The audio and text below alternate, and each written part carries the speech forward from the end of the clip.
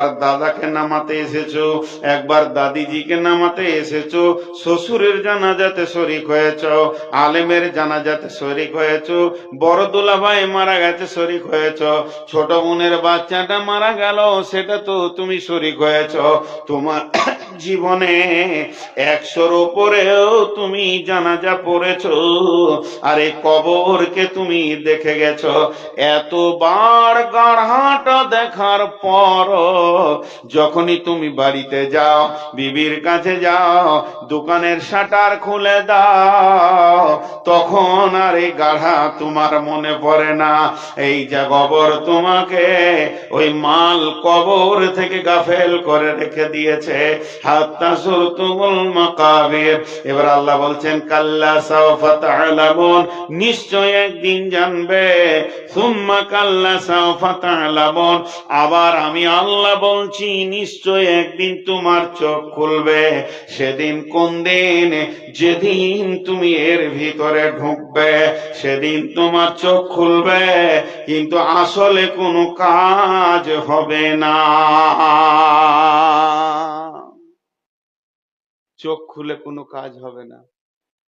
জি, একটা ছেলে রাতে ঘুমে স্বপ্ন দেখেছে, যে ওস্তাদকে জিজ্ঞেস করছে, জি ওস্তাদ, আজকে রাতে একটা স্বপ্ন দেখলাম, তো স্বপ্নের মানেটা করে দেবেন।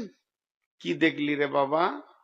বলে আমি দেখলাম যে আমি শুয়ে আছি, যে ঘুমিয়ে গেছি, গভীর ঘুমে দেখছি যে আমি দাঁড়িয়ে আছি একটা জায়গায়, আমার বাড়ির সামনে হোক যেখানে হোক, একটা বড় চটের বস্তাকে ধরে আছি, ঝেলকে বস্তাকে, আর গোটা এলাকার লোক আসছে আর ডালি ডালি করে মাল দিচ্ছে, ডালি ডালি মাল দিচ্ছে। আরে ভাই, একটা চটের বস্তাতে 10, 5, 20 ডালি মালে ভর্তি হয়ে যাবে, কিন্তু হাজার হাজার ডালি দিল, বস্তা ভর্তি হয় না।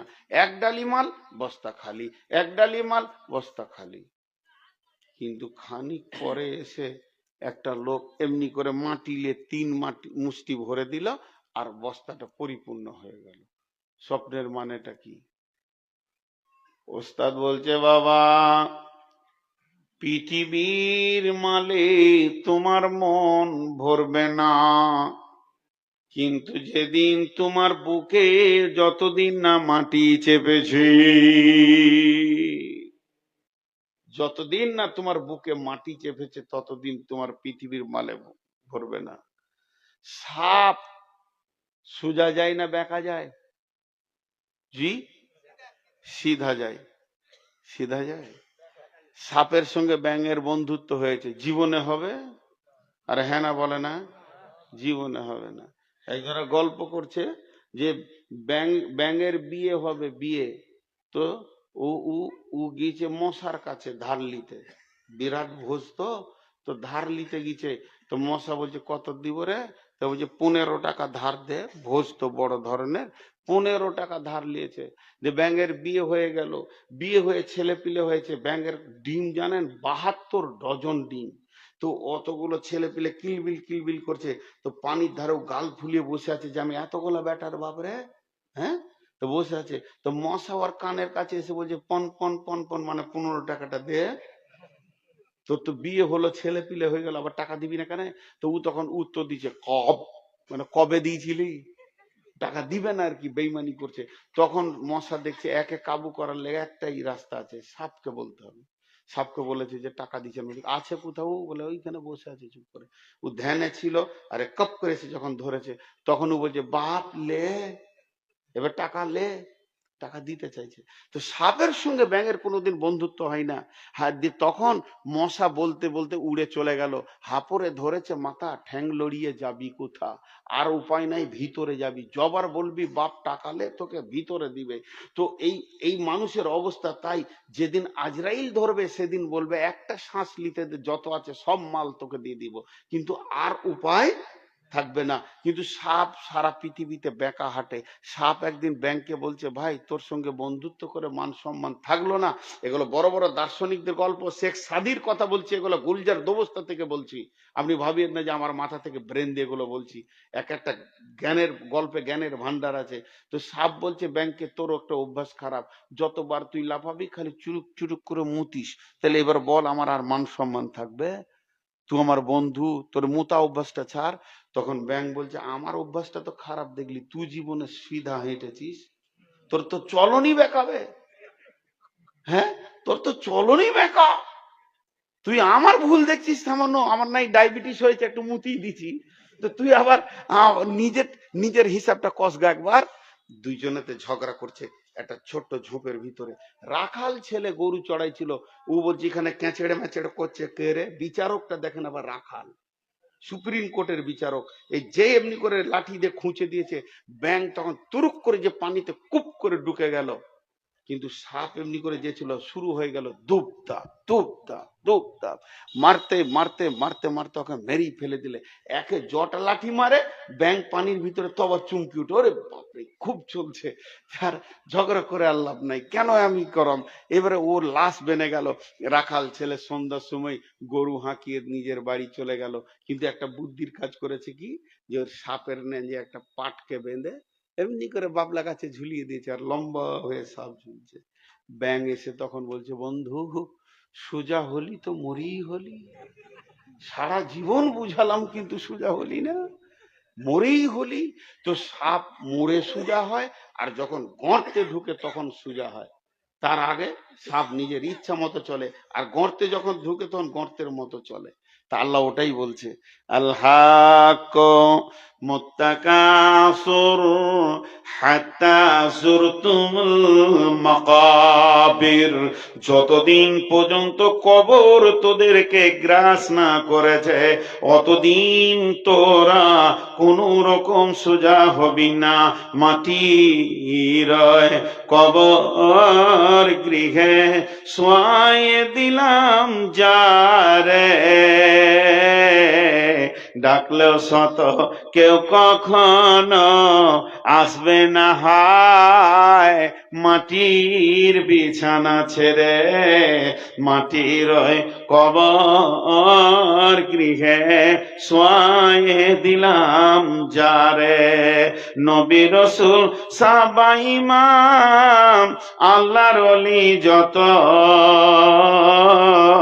আছেন শুয়া কবর গৃহে লক্ষ কোটি শত, ডাকলে শত কেউ কখনো আসবে না হায়, মাটির বিছানা ছেড়ে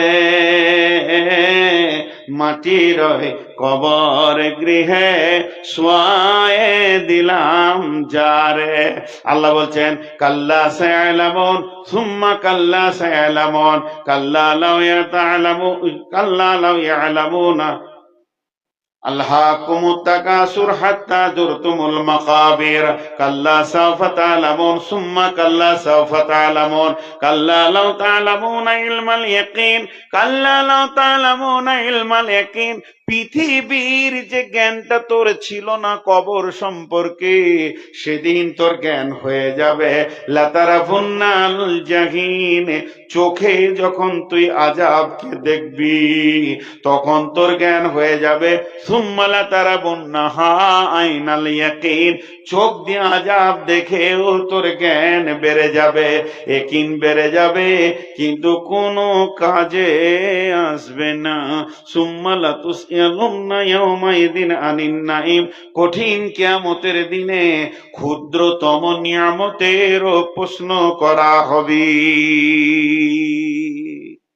আপনাদের এলাকায় বিরেলি আছে? বিরেলি বিরেলি এই এলাকায় আছে? কত দূরে? 10 কিলোমিটার দূরে। ইয়া নবী সালাম আলাইকা, ইয়া রাসূল সালাম আলাইকা। আচ্ছা, আমার এলাকায় আছে ভাই। ও, আমার এলাকায় আছে। তো ওদের জালসা যদি শুনেন, ছোটতে খুব শুনেছি, তো পাশের গ্রামে যেতাম, ছেলে মানুষ, ভিড়ভাট্টা করতে একটু। হ্যাঁ, তো মানে শুনলি আপনার মাথা গরম হয়ে যাবে আর কি। কোনো দলিল নাই, কিছু নাই, আর গাধার মতো চিল্লাবে, এত চিল্লাবে যে ষাঁড় পর্যন্ত হার মানবে। ওই গায়ে যদি কোনো ষাঁড় থাকে তো বলবে, আমাকে হারিয়ে দিলি রে তুরে, এত চিল্লাবে। আর কোনো দলিল নাই, কিছু নাই। বেরেলিদের এটা হলো মেন একটা রোগ।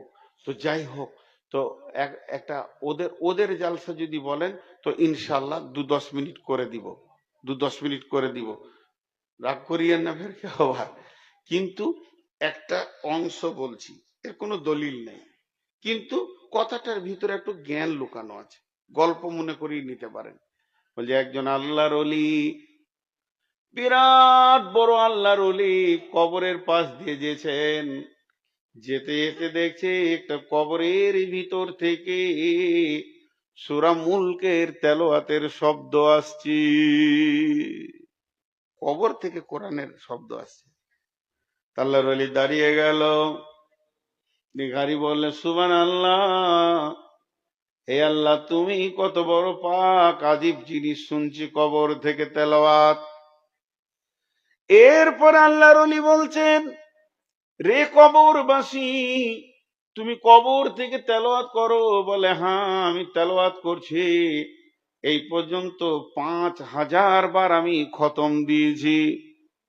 তাহলে কতবার খতম দিয়েছে কোরআন? 5000 বার।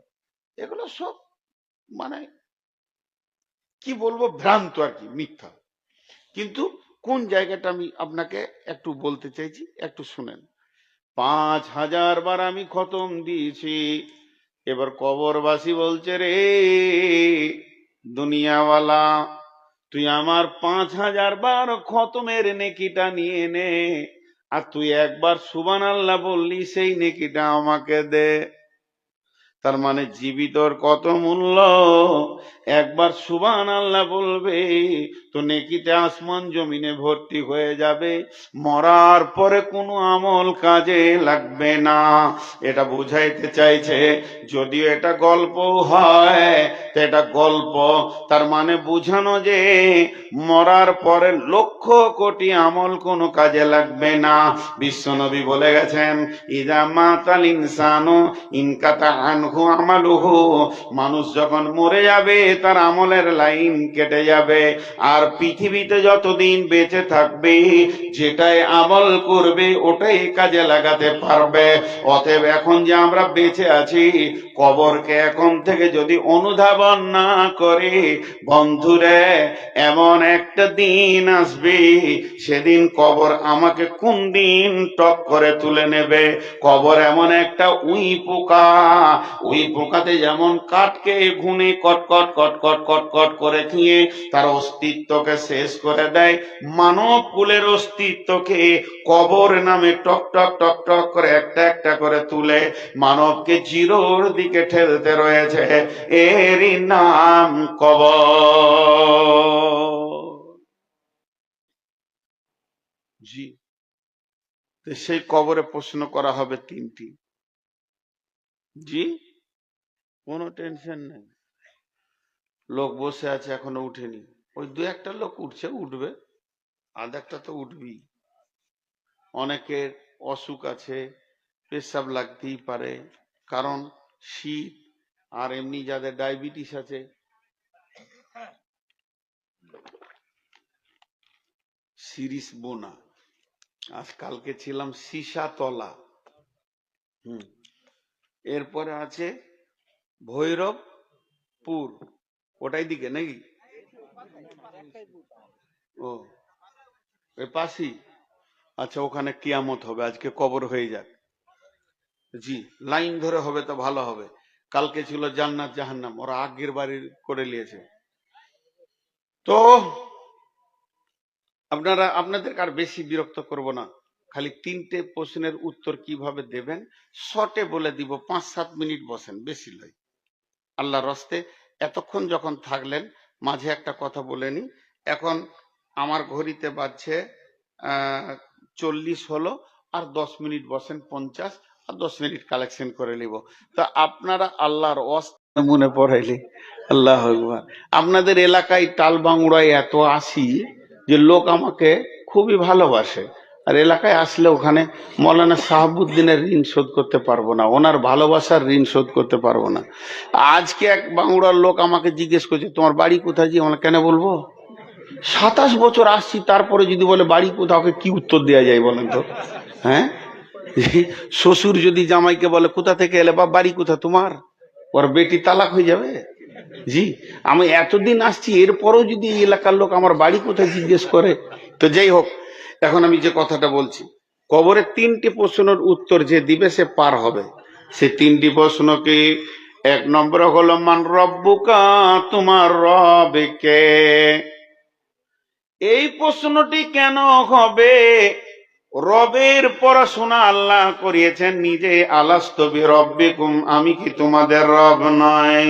তাহলে প্রথম ক্লাস আল্লাহ নিয়েছেন, আমাদেরকে রবের ট্রেনিং আল্লাহ করে দিয়েছেন। দ্বিতীয় নম্বর, এই পৃথিবীর বুকে আমার আল্লাহ কোরআনে যতবার রব বলে পরিচয় দিয়েছেন, পরিচয়ের জায়গাতে যতগুলো দোয়া আছে, চাওয়ার ব্যাপারে, ভিক্ষা করার ব্যাপারে, রব্বানা আতিনা ফিদ দুনিয়া হাসানা ওয়া ফিল আখিরাতি হাসানাতাও ওয়া কিনা আযাবান্নার, রব্বানা ফাগফির লানা যুনুবানা, রব্বানা আতমিম আলাইনা নূরানা। সব জায়গায় যেন রব রব। রব মানে হচ্ছে পালনেওয়ালা, পারওয়ারদিগার। রবের আবিধানিক অর্থ পৃথিবীর কেউ তৈরি করতে পারেনি, আজও পারবে না। রব মানে পালনেওয়ালা, রব মানে পারওয়ারদিগার। পালনেওয়ালা, পারওয়ারদিগার এটা ফার্সি, পালনেওয়ালা উর্দু। আর আপনার আমার দেখভালের মালিক যিনি, তিনি আমাদের রব। কিন্তু বন্ধুরে, দার্শনিকরা একটা লম্বা তর্জমা করেছেন রব কাকে বলা হয়। দার্শনিকরা বলছেন অনস্তিত্ব থেকে অস্তিত্ব দিয়ে আনুপাতিক হারে যিনি চাহিদা মেটান, তিনি আমাদের রব। আরে ভাই, এত উঠতে লাগলো কেন লোক? 10টা মিনিট কি আপনাদের ধৈর্য থাকছে না ভাই? যারা হাঁটতে শুরু করেছেন, আপনাদের হাত পা গুলো ধরে বলছি, আল্লাহর হস্তে ঘুরে বসে যান, আল্লাহ রাজি হবে। মেহমানকে যদি আপনি রাজি করেন তো আল্লাহ রাজি হবে। আমি আল্লাহকে সাক্ষী রেখে বলছি, আল্লাহ রাজি হবে। 10টা মিনিট চেয়ে নিয়েছি, আমি 10 মিনিটই শেষ করব, তারপরে যাবেন। আর যেন না, বসে যান, ঘুরে বসে যান, আল্লাহর জন্যে বসেন, আল্লাহর হস্তে বসেন। না হলে আবার হালকা করে একটা দোয়া দিয়ে দেবো যে আল্লাহ মুসা নবীর কওমের মতো সারা রাত ঘোরাও হবে, রাস্তা যেন খুঁজে না পায়। ঘুর ঘুর ঘুর ঘুর, সকালবেলায় ওইখানেই। 6 মাস ঘুরেছিল মুসা নবীর কওম। জি, এরকম বলে দিয়েছি একটা জালসাই বর্ধমানে, যে একজন রাস্তায় যেতে যেতে উবুড় হয়ে পড়ে গেছে, পায়ে ইট লেগে পড়ে গেছে, কপাল টপাল ফেটে গেছে। তখন আরেকজন বলছে মৌলবীর বদ্ধ হবে। সকালে ফোন করছে যে মৌলবী সাহেব কোন বদ্ধ দিলে, তো তুমি গেলে কেন? হ্যাঁ, ইট লেগে পড়ে যেছে, আমার দোষ যেছে। হ্যাঁ, উঠিয়েন না, উঠতে হয় না, উঠতে হয় না।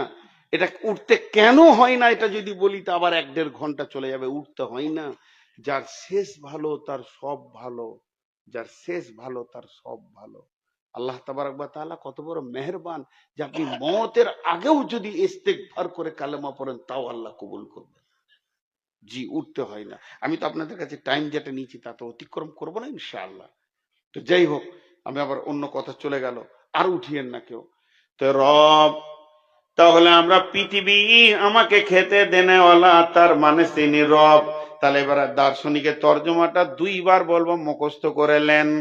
অনস্তিত্ব থেকে অস্তিত্ব দিয়ে, তার মানে আমাদের কোনো অস্তিত্ব ছিল না, যিনি আমাদেরকে বানিয়েছেন। আনুপাতিক হারে যিনি চাহিদা মিটিয়ে কবরের দিকে আমাদেরকে যিনি নিয়ে যান, তিনি আমাদের রব। তাহলে এক সময় অস্তিত্ব ছিল না, অস্তিত্ব দিল। তারপর আমাদেরকে পৃথিবীর সমস্ত চাহিদা যিনি মিটাচ্ছেন, তিনি আমাদের রব। তাহলে সে রবকে মেনে সারা দুনিয়াটা চালাতে হবে। যখনই কবরে আমি যাব, তা ঘরে বাংলাতেই প্রশ্নটা হচ্ছে, আল্লাহ ফেরেশতা এসে বলবে, রে মুর্দা তুই বল, তোকে খেতে দেনেওয়ালা কে ছিল? তোর সুখ দুঃখের মালিক কে ছিল? তোর হায়াত মতের মালিক কে ছিল? তোর পুরো জীবনটার মালিক কে ছিল? বাংলা ভাষায় মান রব্বুকা, তোর রব কে? এর মানে হচ্ছে তোর পুরো জিন্দেগির দায়িত্ব কার হাতে ছিল বল। এটা যদি বাংলায় বলা হয়, মনে করেন ফেরেশতা বলবে মুর্দা ওঠ বস, কোনো আরবি নাই। এরপরে বাংলায় বলছে, রে তুই বল তোর সারা জীবনের সুখ দুঃখের মালিক কে ছিল? তখন সে বলবে আল্লাহ, রব্বি আল্লাহ, আমার রব হচ্ছেন আল্লাহ। রব মানে আল্লাহ নয়, আল্লাহ হলো রব, হলো আল্লাহর একটা গুণ। আমার মালিক অমুক, আমি এখানে জলসা করছি, এবার আমি কারায়তে আছি, আমি আপনার টালবাংরা মাসাই শিক্ষক, আপনি জিজ্ঞাসা করছেন ওখানকার মালিক কে মাদ্রাসার? আল্লাহ তো সবই বটেন। তারপরে উদাহরণ দেওয়ার জন্য বলছি, আমাদের মাদ্রাসার মালিক মৌলানা সাহাবুদ্দিন সাহাব, এই কথাটা যখনই বললাম তেমনি আমার জীবন গাড়ির মালিককে, মালিককে মানে রবকে, মানে রব্বকা, তোর রবকে, উত্তর হবে রব্বি আল্লাহ, আমার মালিক হলেন আল্লাহ। নাম্বার 2 প্রশ্ন, মা দিনুকা, তুই যে জীবনে তিলে তিলে চলেছিলি, তোর তো একটা আইনকে ফলো করতে হয়েছে। খাওয়াতে, উঠাতে, বসাতে, শোয়াতে, লেনদেনে, চলাফেরাতে তোকে একটা আইনকে ফলো করতে হয়েছে। সেই আইনটা তুই কোন মতবাদে চলেছিলি? মার্ক্সবাদ না গান্ধীবাদ, না তার না কার্ল মার্ক্সের লেখা, না গান্ধীর লেখা, না গীতাঞ্জলির ওপরে করেছিলে, না তুই কিভাবে চলেছিলি বল? তখন আমি পরিষ্কার বলবো, আমার শান্তির আইন ছিল ইসলাম। আমি ইসলামের রুলস কে খাওয়াতে, উঠাতে, বসাতে মেনে মেনে চলেছি। এবার আপনি আমি বলি, যার জীবনে ইসলামই নাই, যার শরীরে দাড়িতে, টুপিতে, উঠাতে, বসাতে, লেনদেনে, পোশাকে, খাওয়াতে, পান করাতে, পেশাব পায়খানা ইসলাম নাই, ওই লোকটা বলতে পারবে না যে আমার চালচলন ইসলামের। 3 নম্বর প্রশ্ন হবে, মান নবী ওকা, তোমার নবীকে? তাহলে দ্বিতীয় প্রশ্নটা বলছি বন্ধুরে, আমি যখনই যে কোনো আইন করব, এই যে প্রথম নম্বর হলো পানি, এটা পান করার জিনিস, আমি এখন পান করব, পান করতে পারবো কি পারবো না? জোরে বলেন, আর বলেন পারবো কি না? পারবো। এবার বলেন পারবো কি পারবো না? পারবো না। বাম হাতে চলে এসেছে, আর আমার পান করা যাবে না, ইসলাম আমাকে আর পারমিশন দিচ্ছে না। ডান হাতে থাকলে পারমিশন দিচ্ছে, বাম হাতে পারমিশন দিচ্ছে না। অতএব যখনই আমি এইভাবে সূক্ষ্মভাবে ইসলামকে মেনে চলবো, তখন আমি আরামসে কবরে বলবো, আমার মতবাদের নাম হলো তৌহিদবাদ, আমি, আমার দ্বীনের নাম হলো ইসলাম। 3 নম্বর, তোমার নবীকে, তোমার নবীকে, তোমার নবীকে? তখন আমি বলবো, আমার নবী মুহাম্মদুর রাসূলুল্লাহ সাল্লাল্লাহু আলাইহি ওয়াসাল্লাম। জি ভাই, যুবকদের এখন রোগ এসে গেছে খুব, করোনা ভাইরাসের তো খারাপ ভাইরাস, প্রত্যেকটা যুবককে ধরে নিয়েছে, চারিদিকে নাড়া, মাথার মাঝে চুল, দেখে কি বিভৎস খারাপ লাগছে গো। ও খুব খুশি, খালি মাথাটা এমনি করছে ঘন ঘন, মানে চুলটি বাগাইছে, আর ও ভাবছে যে সবারই বিটি যেন আমার দিকে তাকিয়েই আছে। ওর ধারণা, জি, ওর ধারণা যে লোকের বেটিরা আমার চুলই দেখছে, চুল দেখে খেপে গেছে। আর কিছু পাগলি মেয়েও আছে, সালা ওকে হুঁশই নেই, যে নিজের চুল সামলাইতে পারে না, বউ সামলাবে কি করে? ও সে হুঁশটাও নাই, যে বিয়ে করলে 3 দিন পর মামলা কেস কাচারি হয়ে যাচ্ছে। তো আমাদের পোশাকে আদর্শে রসুল নাই। জি, একটা মজার কথা শোনাই, আমিও একদিন তো আপনার মতো শ্রোতা ছিলাম, কোথাও কোথাও না জালসা শুনেছি বাচ্চা অবস্থায়। তো আমাদের এলাকায় এক বক্তা, উনি বলছেন না যেটা হাদিসে আছে, উনি বলছেন, দেখেন একটা যুক্তি কথা দিচ্ছি, যুক্তি কথা কিছু কিছু ব্রেন থেকে বলে। তো বলছে, শোনো, আমাকে যদি এখন থানার পুলিশে ধরে নিয়ে যায় হরিশ্চন্দ্রপুর, আমি বলবো তৃণমূলের লোক, সঙ্গে সঙ্গে গাড়ি করে বাড়িতে দিয়ে যাবে, আমার এমপি এমএলএ ফোন করবে, কাকে ধরেছিস মিয়া? কিন্তু কবরে যখন ফেরেশতা ধরবে, যদি বলো তৃণমূলের লোক, তো মার ডবল পড়বে। ওরা কাউকে কেয়ার করে না। কোন নেতা চলে না। যদি মমতার নাম লাও তাহলে চামড়া খালিয়ে দেবে, আর যদি বলো বিজেপির লোক তাহলে তো আরো গরম করে দিবি। কংগ্রেস চলবে না, সিপিএম চলবে না। যদি কারো বুকে পাটা থাকে, কারো যদি হিম্মত থাকে, সারা দুনিয়ার ফেরেশতা, কবরের ফেরেশতা, হাসরের ফেরেশতা, মিজানের ফেরেশতা, সারা যত ফেরেশতা কুল আছে একজনকে চিনে, সেই নবীর নাম নবী মুহাম্মদুর রাসূলুল্লাহ সাল্লাল্লাহু আলাইহি সাল্লাম। তোমার যদি হিম্মত থাকে তো কবরে বলবে আমি মুহাম্মদ সাল্লাল্লাহু আলাইহি সাল্লামের লোক। কবরের